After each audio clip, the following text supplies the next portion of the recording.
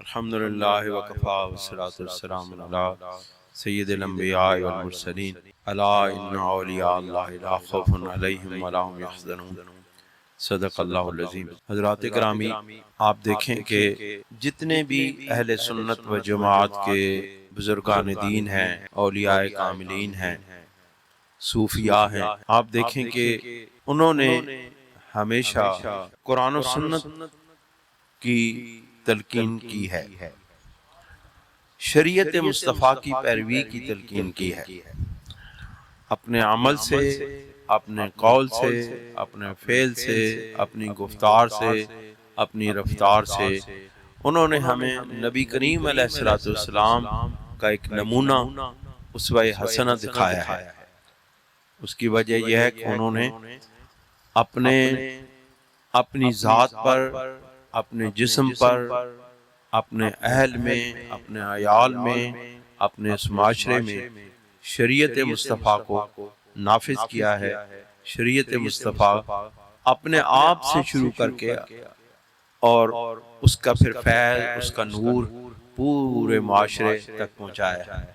حضرت سیدنا ذات علی حجویری گنج بخش فیض عالم مظہر نور خدا، آپ واقعی مظہر نور خدا ہیں کہ آج 1000 سال ہونے کو ہیں، اور آپ نے جو شمع روشن کی، شریعت مصطفیٰ کی پیروی کی، تصوف و روحانیت کی، وہ آج 1000 سال گزرنے کے بعد بھی اسی طرح روشن اور تاباں اور اپنا نور زمانے تک پھیلا رہی ہے۔ حضرات گرامی، ایک بات یاد رکھیں، ایک عقیدہ اور ایک نظریہ وہ اہل علم کا ہے، قرآن و سنت پر عمل کرنے والوں کا ہے، قرآن و سنت کو سمجھنے والوں کا ہے، اور قرآن حکیم کے معارف اور شریعت کے معارف کے حقائق تک پہنچنے والوں کا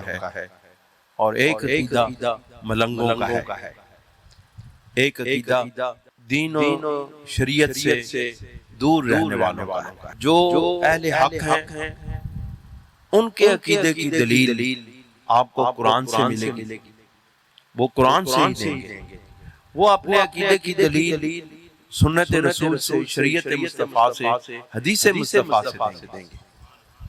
لیکن آپ یاد رکھیں، فرق میں آپ کو واضح طور پہ بتا رہا ہوں کہ جو ملنگوں کا دین ہے، جو ملنگوں کی شریعت ہے، جو ملنگوں کا عقیدہ ہے، جو ملنگوں کا نظریہ ہے، وہ آپ کو تاریخ سے ملے گا، وہ تاریخی واقعات سے آپ کو اپنے عقیدے کی بنیاد بتائیں گے کہ فلاں تاریخ میں یہ بات لکھی ہے، فلاں تاریخ میں یہ واقعہ بیان ہوا ہے، فلاں صحابی نے ایسے کیا ہے، فلاں کے ساتھ ایسا ہوا ہے، فلاں کے ساتھ ایسا ہوا ہے۔ لیکن ان کی بنیاد، ان کے مذہب کی بنیاد، ان کے عقیدے اور نظریہ کی بنیاد قرآن و سنت پر نہیں ہے، وہ اپنے عقیدے کی بنیاد تاریخ کی کتابوں پر رکھیں گے، تاریخ پر رکھیں گے۔ اور یاد رکھیں، تاریخ کا معنی کیا ہے؟ تاریخ کا معنی ہے مختلف قسم کی لکڑیوں کو، رنگ برنگی لکڑیوں کو، مختلف سائز کی لکڑیوں کو جمع کر دینا، سمجھیں؟ ہر طرح کے سائز کی لکڑیاں، تنکے، کانٹے اور مختلف قسم کی رنگ برنگی لکڑیاں جب جمع کر دی جائیں تو اس کو کہتے ہیں تاریخ۔ اور آپ دیکھیں کہ تاریخ ہمیشہ جتنی بھی تاریخیں لکھی گئی ہیں اس پر سند نہیں ہوتی۔ سند کا مطلب کیا ہے؟ میں نے اپنے والد سے سنا، انہوں نے اپنے والد سے سنا، انہوں نے فلاں سے سنا، انہوں نے فلاں سے سنا، انہوں نے فلاں سے سنا، یہ ہے سند۔ تاریخ کیا ہے؟ کوئی پتہ نہیں کس نے کس سے سنا، سچ سنا، جھوٹ سنا، حقیقت سنی، غیر حقیقت سنی، بس جو کچھ جس نے جس سے جیسا سنا وہ لکھ دیا، اس کو کہتے ہیں تاریخ۔ اور قرآن و حدیث کیا ہے؟ قرآن و حدیث یہ ہے کہ فلاں بندے نے فلاں صحابی نے رسول اللہ سے سنا، اس صحابی سے فلاں تابعی نے سنا، اس تابعی سے فلاں تبع تابعین میں سے کسی نے سنا، اس سے آگے کسی نے سنا، اور انہوں نے اس کو اپنی کتاب میں لکھا۔ بات یہاں تک ختم نہیں ہوتی، بات اس سے ہوتی ہے کہ وہ صحابی کون ہے۔ اب صحابی پر بات ختم ہو جاتی ہے، وہ کوئی بھی صحابی رسول ہے، وہ عادل ہے، وہ ثقہ ہے، اس پر کوئی جرح و تعدیل نہیں ہو سکتی۔ کہو جی موجود میں انپڑھ جب مندر میں پتہ نہیں غلطی ہوئی تھی ویسے صحابی پر جرح و تعدیل اہل سنت کے مذہب میں، اہل سنت و جماعت کے مذہب میں صحابی کو یہ نہیں کہا جا سکتا کہ فلاں صحابی انہوں نے ایسا کیا، انہوں نے ویسا کیا، ان کا حافظہ کمزور تھا یا ان کی نظر کمزور تھی۔ نہیں، اگر حضرت ام مکتوم رضی اللہ تعالیٰ عنہ نے بھی بیان کی ہے حدیث، جو نابینا صحابی ہیں، ان کی بھی اسی طرح ویلیو اور ان کی حدیث کی بھی اسی طرح ہی ثقافت ہے اور اسی طرح ہی ان کی مضبوطی ہے جس طرح حضرت ابو بکر صدیق کی ہے، جس طرح مولا علی کی۔ کیونکہ صحابی پر انگلی نہیں اٹھائی جا سکتی، جو صحابی پر انگلی اٹھاتا ہے وہ اپنے ماں باپ پر انگلی اٹھاتا ہے، جو صحابی پر تنقید کرتا ہے وہ اپنے ماں اور باپ کے نہ ہونے کا یقین دلاتا ہے۔ کیوں؟ صحابی پر تنقید بالواسطہ طور پہ رسول اللہ پہ تنقید ہے، رسول اللہ صلی اللہ علیہ وسلم کی تربیت پہ تنقید ہے، سرکار دو عالم صلی اللہ علیہ وسلم کی صحبت کی کمزوری پر نعوذ باللہ من ذالک دلیل ہے، تنقید ہے۔ لہذا صحابی پر جو شخص بھی کوئی بھی ہلکا لفظ نکالتا ہے وہ یہ سمجھے کہ وہ اہل سنت و جماعت میں سے نہیں ہے، خواہ وہ کسی بھی صحابی۔ حضرت امیر معاویہ رضی اللہ تعالیٰ عنہ پہ بھی جو تنقید کرتا ہے وہ بھی سمجھو کہ بالیقین وہ اہل سنت و جماعت میں سے نہیں ہے، کیونکہ انہوں نے رسول اللہ کی صحبت پائی ہے۔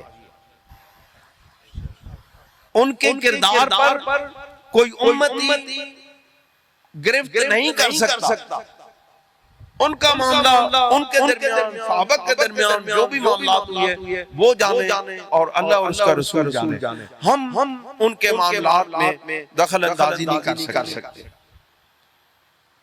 پھر اس کے بعد کیا ہے؟ پھر اس کے بعد تابعین کے تک وہ حدیث پہنچتی ہے۔ ہاں، تابعین میں جرح و تعدیل ہوتی ہے، تابعین کے بارے میں دیکھا جاتا ہے کہ یہ بندہ کون ہے، یہ کس قبیلے سے تعلق رکھتا ہے، اس کا کیا صحابی سے ملاقات ہوئی ہے یا صحابی سے ملاقات نہیں ہوئی، اس نے کون سا زمانہ پایا ہے، اس کا حافظہ کتنا تھا، کیسا تھا، اس کا کردار کیسا رہا ہے، کیا اس نے کبھی جھوٹ بولا یا نہیں بولا، کیا اس نے اس طرح کیا۔ پھر اس کے بعد تبع تابعین میں جب دیکھا جاتا ہے اس سند میں فلاں تبع تابعین میں سے ہے تو اس کو دیکھا جاتا ہے کہ اس شخص کا کردار کیسا ہے، اس کا حافظہ کیسا ہے۔ یہ جب تمام اس چھلنی سے اسماء الرجال کی کتابوں میں یہ سب ان کے کردار، ان تابعین کے، تبع تابعین کے اور ان کے بعد میں آنے والے راویوں کے تمام کے کردار موجود ہیں، تمام کے والد کا معلوم ہے کون ہے، ان کا دادا کون ہے، ان کا قبیلہ کون ہے، یہ ساری چیزیں ان کے اندر موجود ہیں۔